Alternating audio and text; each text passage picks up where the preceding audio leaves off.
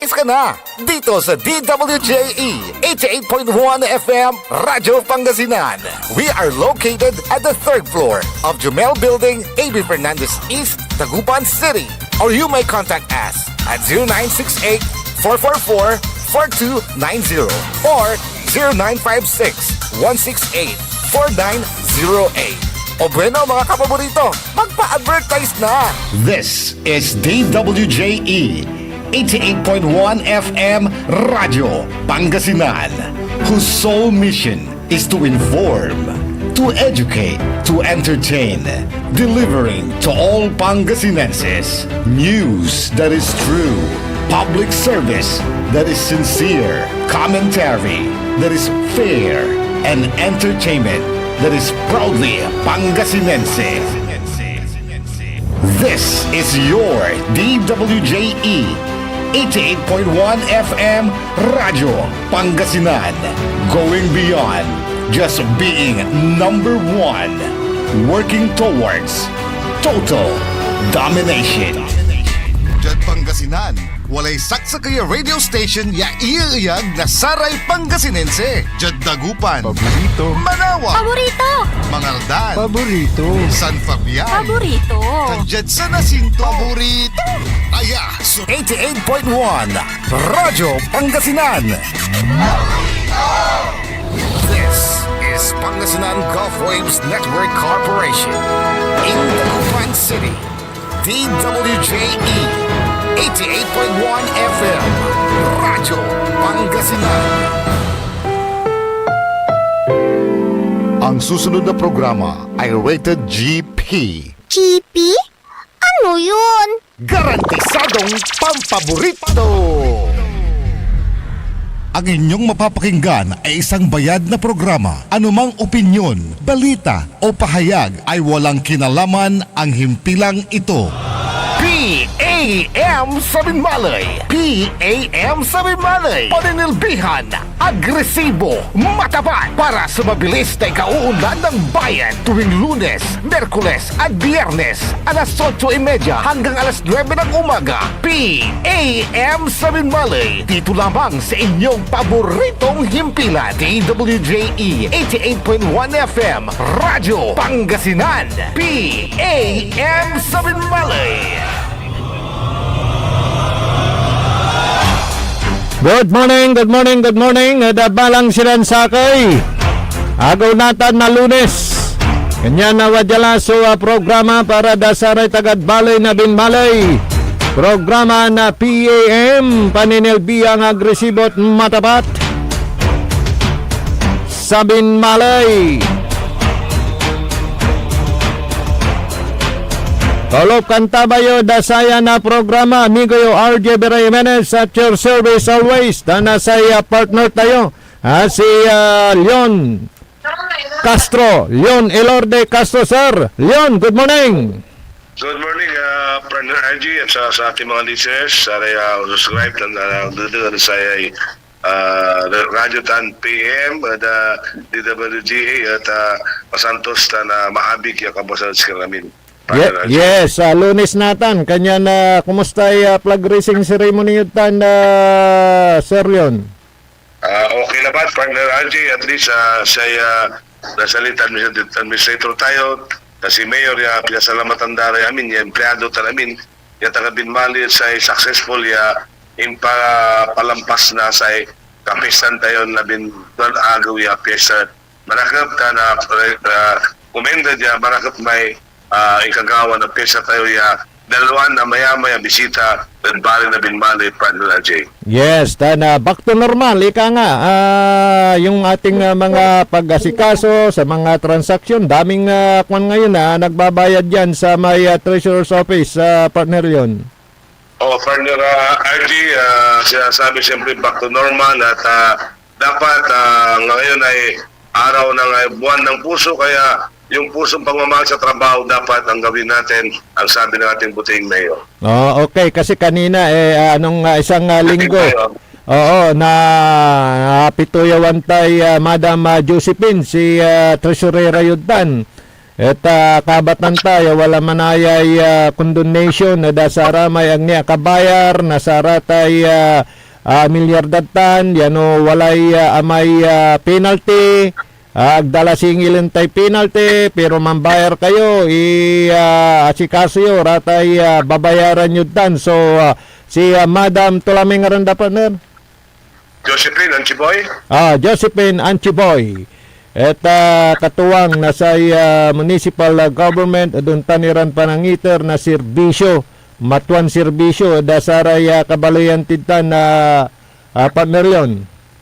On partner RG kasi sigawan tanatan, so every department, every Monday interview mo rin fairness sa kinamagpiano wala sunang tanda totoo dami na hindi bala na binmari sa gagawin na department head tayo dasara empleyado niya munisipyo ito na malagap yung programa ta piano na ikurang ta o na ibagat at sa talugaran tayo sa nagagawa at bali na binmali partner RJ. Tana wadaya. Yes, iplitaya ya impito yata dakinan Madam Josephine Anchiboy partner yon. On partner RJ, sige siyempre piano na idan tayo na malagap iray aratan so paliwawan na Madam Anchiboy, so i-play na partner RJ din na antar pa dyan, lunis natin, nakalabis ka rin dyan, na may kukurinatin sa amay nagaway synchronized election na saray Baska President na different barangay na buwas yung 17 partner RJ. Antis ko na i-play, kumusta lay provincial level na ulupan nyo? Nagaroon ko lapat na yung tawag siya partner RJ kasi pag-resume ko bilang presidente na Oscar agar ka partner wala lamang pansumpalan na patututuan ni partner RJ. Hindi agar ka kangkot bigla akin ma'am presidente ka hindi agawa alam po na resign ang buwan so presidente na Mangaldan bilang Oscar na Mangaldan kato na automatic si Vice President sa resume na office to partner. Wow! So, congratulations in advance. So, non-resign. Ay, unto, ang kapula i-representa to noon tan, di ba? Yes, partner RJ. Kanyan, next in line, the Vice President, which is you. Yes, partner RJ. Okay, so, congratulations na, partner, Congratulations. Partner RJ. Sige, plita na yung pitayaw ta, partner, Santa Kapawilan, na gano yan. Okay. Okay, wadya pa kabaluyan. So, impitoyaw tayo dakinan Municipal Treasurer Josephine Anchiboy dan da balay na binmalay nilira da sayay kokolekta na saray amilyar walay marakop ya balita ta wala ni diskwento walay discount da saramay mambayar ya masakbay ang ganid Marso nagak nalilingo wala mo sa condemnation na dasara may walay pending penalty da kagera makakabayar ay sitil yulatan anggad kapigan kabatan tayo dasay impituyaw dakinan Madam Jose Chiboy say Municipal Treasurer da Balay na Binmalay.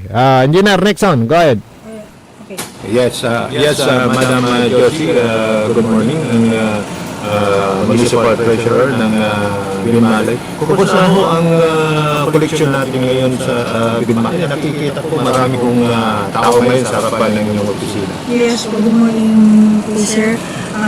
Ongoing po ang collection po, yung mga nagbabayad ng taxpayer sa real property tax. Yung sa itong current current tax po nila sa RTD, may 10% discount po up to March 31. So may condemnation din po ang penalties, yung mga hindi nakabayad ng 2024 below, yun po yung may condemnation sa penalty. Wala po siyang penalty. Up to July po yun. Up to July. This year? Opo. So matatapos na kaya yun din ang hinahabol nila. Yung may mga arrears, yung mga delinquent. Hinahabol po nila yun para hindi pa sila wala pa silang penalty. Oo. Ito'y parang hindi lang sa inyo, nationwide na ito. Yes po, lahat ng municipal. So, halimbawa nga po, hindi ako nakabayad ng 10 years before, wala akong mabayaran ngayon. Sa penalty lang Sa po. penalty, yes, sa Sa penalty. penalty lang po. Pero yung sa basic at saka yung sa SEP, meron po yung pero sa penalty wala pong wala po siyang penalty. So, inuulit po natin hanggang July. Opo, yung mga hindi nakapagbayad ng 2024, mababa. Yun po yung wala pang penalty. Yung pong may discount, under Yung may discount po sa itong current year 2026 from up to March 31 po, 10% discount.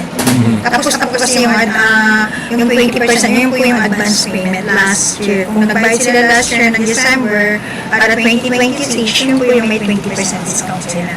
Pero sa ngayon po, 10% discount to March 31. Okay. So, sa inyo pong estimate, marami na po yun. Marami na rin po nagbayad ng mga delinquent dahil na inabil nila yung condonation ng penalty. So marami na rin siya, marami na rin na nagbayad po sa mga delinquent taxpayers sa real property. Sa business naman po, ang natatapos lang po nung deadline ng business noong January 20. So marami na rin pong nagbayad. Yung mga iba po, inabil po nila yung quarterly payment nila. Although yung sa quarterly naman wala pong penalty din po. Basta on time sila magbabayad sa quarterly payment nila. So, after nung palugit ng pagbabayad, meron akong penalty. Parang gano'n. Opo. Pag nag-due na yung nung tapos na yung due date niya, magpe-penalty na po siya. Hindi sila nagpapagbayad. Ito po yung nakabase yung penalty collection dun sa parang tax ordinance. Yes, provision. sa revenue ordinance po na Bimali. Ay, na Bimali. Doon po kami nakabase. So, updated na po ang Bimali. Ang Since when pa po yung 2017 po, ongoing po yung revision namin. So, mapalad pa rin yung mga natin dito dahil hindi pa tumaas. Yung kanyang Yes po, yung 2017 pa rin po. So, base sa 2017 tax ordinance. Yes po sir, yes po sir. Kung sakali mang may revision doon, mas lalaki po yung income ng Bimali. Opo, kung may ma-amend po namin yung revenue ordinance. Yes ma'am. Napag-alam ko na ang Bimali ngayon ay nasa pang-anim na sa when it comes to asset, income. Saan mo tayo humuhugot ng revenue na malalaki? Sa mga real property po. Business din po. Business. Yes, business and real property. Okay. So, at napag-alaman ko din, madam, na dito sa Bimali, wala ko yung, sa ngayon, wala ko yung mga tatalang parang unnecessary expenses. Yes po, kasi din, ayaw din po namin sa COA yung Yes. EOMs nila. Kaya yun din po May yung EOMs, ma'am. audit observation ng memorandum ng Commission on Audit. Kung yun yung nakalagay doon, kung may mga necessary na yung binayaran namin, ganun po. Kaya iniiwasan din po namin na mabigyan kami ng ganun. Galing sa At sana napag-alaman ko yun na sinasabi, strict si Mayor, pero nasa lugar naman yung kanyang Yes, strict. Ano po? wala naman po yung pagka-strict po regarding po sa mga disbursement. Talagang nasusunod naman kung ano yung dapat. Yes po sir. Kaya may certification at ang COA na walang dito, wala yung disallowance, wala. So, yun, ma'am. Yung si Mayor Okay. Wala talaga. wala pa pong kami nagtanggap na disallowance during kay Mayor Pitt administration. So ito'y nagpapatunay lamang na nasa tamang landas yung paggasta po natin. Sa SGLG, nakakatanggap na ba tayo? Wala pa po. So, ang last na, hindi ko na matandaan yung last namin eh.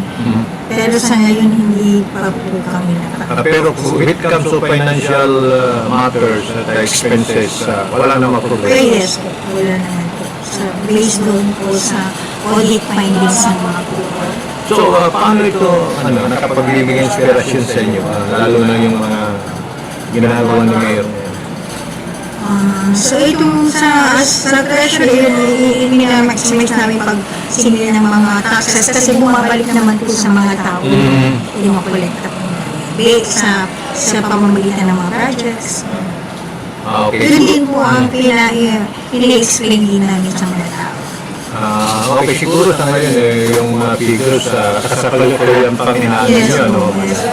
So, okay, so panawagan natin sa ating mga kababayan, lalo na yung mga pwedeng hindi pa nakakabayad para ma-remind sila man. Doon po sa mga taxpayers dito sa Bimalay, kung yung mga hindi pa nakabayad, yung mga delinquent sa real property tax po, lalo na yung mga ilang years na po na hindi pa nakakapagbayad, meron po condonation ng penalty, yung mga from 2024 to below, yun po yung wala pang penalty. So, sana ma-avail mo pa yun para sayang din po yung penalty. Hanggang July lang po yung condonation po. At kung yung mga nasa abroad naman gusto magbayad, meron naman po kami yung email at Pwede doon? Opo, pwede naman kayong mag-ano po doon, request nyo lang po yung ibigay nyo lang po yung tax declaration, yung declared honor, yung location para ano po namin, ma-assess po namin kung magkano yung babayaran. Ganun lang. Okay, thank you Ma'am Josie and good morning. Okay, si Madam Josie Chiboy.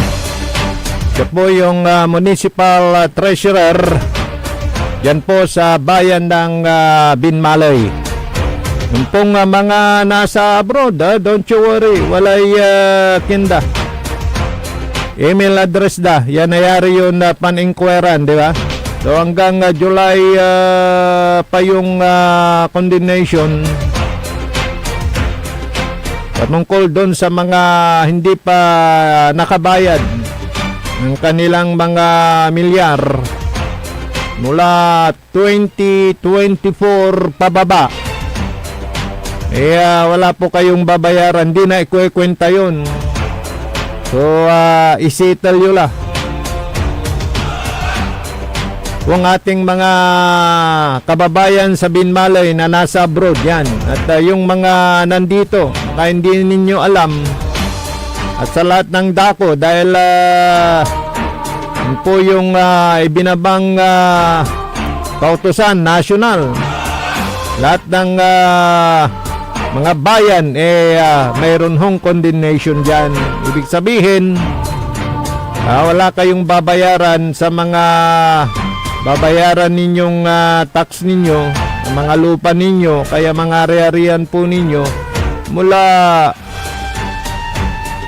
2024 pababa.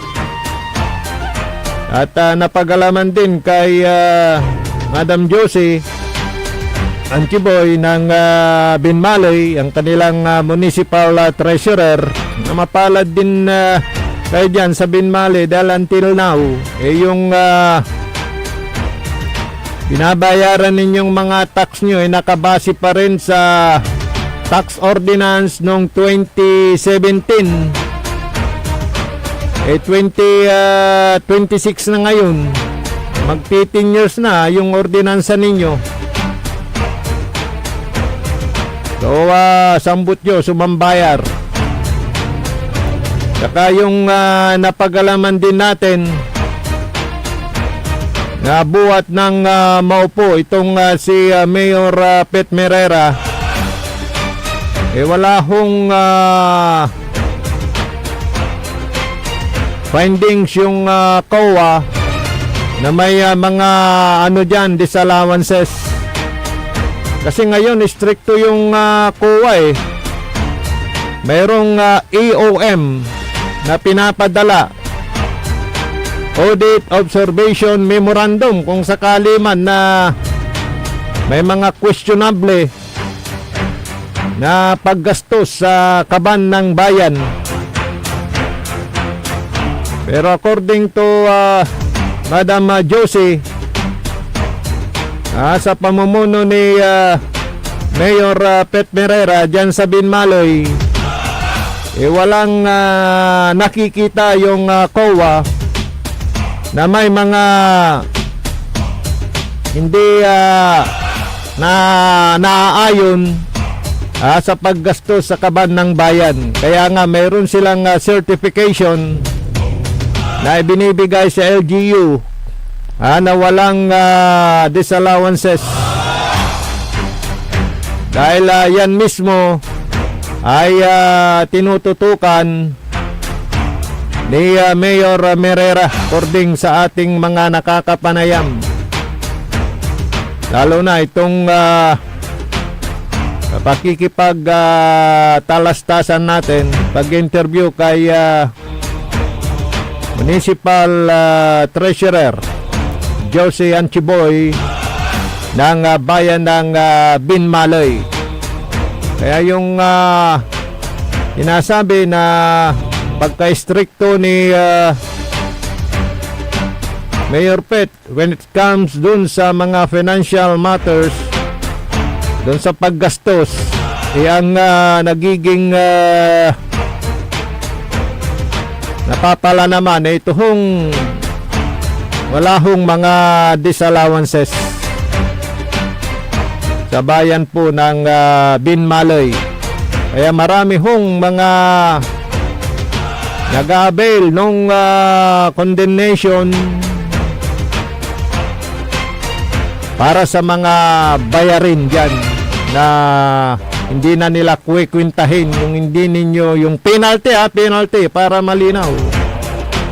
Pero no aramay babayaran nyo tinaon, siyempre kwintan datan. Kung babayar kayo 400 a year, o no sampluran na bulan na di ay taon na di 4,000, pero may penalty naman so agdala ikwinta. Walay programa na gobyerno sa atan amnesty kapyano bayaran nyo. Hey, good morning Gaspar family dyan sa Kalit, Tigno family dyan sa Caloocan, good morning. Kay Alvin Sandoval, application mo Alvin. Tana si Engineer Larry Melendez, itanad Barangay Pututan, Binmalay, good morning. Tanad Malindong, good morning. At dyan sa may poblasyon area San Isidro Sur Norte, good morning.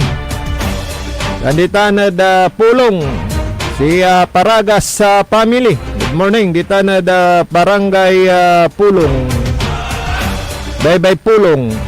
Ay may barangay ng Vice Mayor Itaktakno Maminta, good morning. Yada manuntumbok ya presentasyon na sayan na programa PAM napituyawan tinira ya Romya Department Heads Aditanad balay na Binmalay. Unan tayo ray walad finance tatang tanagagik. Kaang sublaya presenta tayo sa Municipal Accounting Officer, Municipal Accountant, ditanad balay na Binmalay. Tuloy-tuloy latan. Piano naiter susamay dugan kakabatan. Kano wala ramay tupet nyo, question nyo. At walay provide tayo na text line para sikiran tagabalay na Binmalay.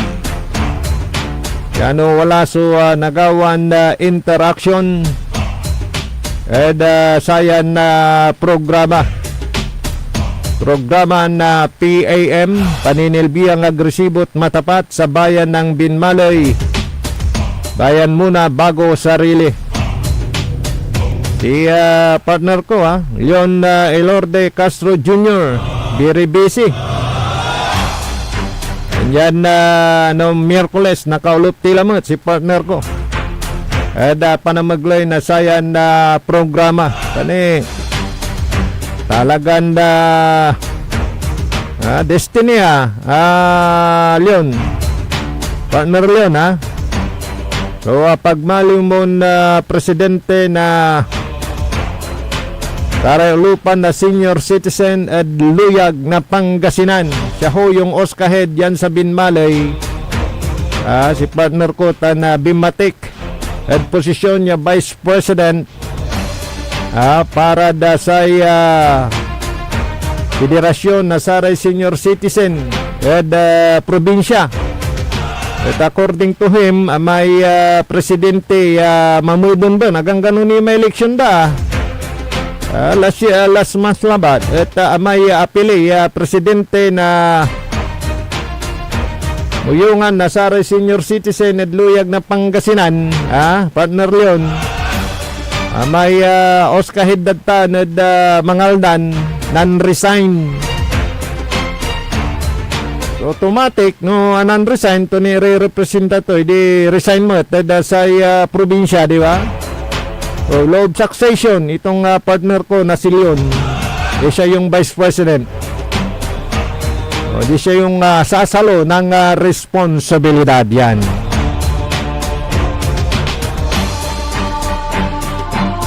So hanggang agaw lamang Miyerkules, manulot tayo dasaya na programa na PAM. 30 minutos siya pangipasabisi kayo na sa impormasyon na balita. Dasaray impormasyon niya nagagawad ta na balay na Binmalay.